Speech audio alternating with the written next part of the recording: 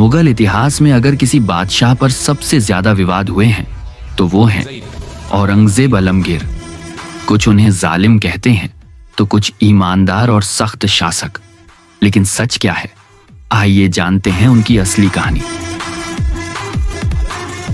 औरंगजेब का जन्म 1618 में हुआ।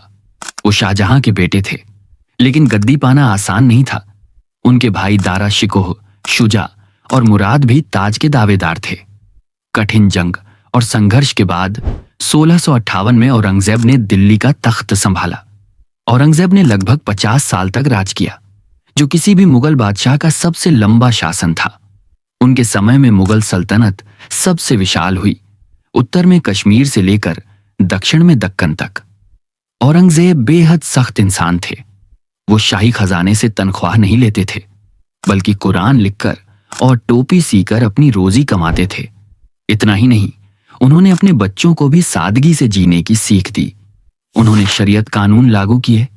कई बार मंदिरों को तोड़ने और धार्मिक फैसलों पर उनकी आलोचना हुई, लेकिन यह भी सच है कि उनके शासन में बहुत से हिंदू राजाओं को ऊंचे ओहदे मिले, जैसे राजा जयसिंह और राजपूत सरदार।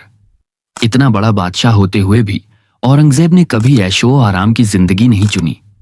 वो अपने हाथों से सिला हुआ कपड़ा पहनते, साधारण खाना खाते और जमीन पर सोते थे।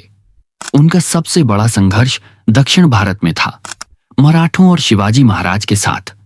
औरंगजेब ने अपने जीवन के आखिरी 25 साल दक्कन में बिताए।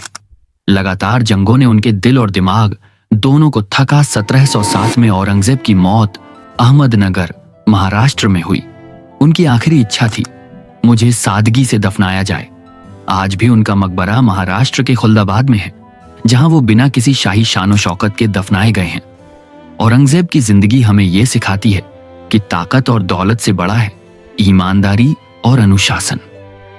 हाँ, उनके फैसलों पर बहस हो सकती है, लेकिन यह भी सच है कि वो एक ऐसे बादशाह थे जिन्होंने अपनी जिंदगी सादगी और मेहनत में गुजारी।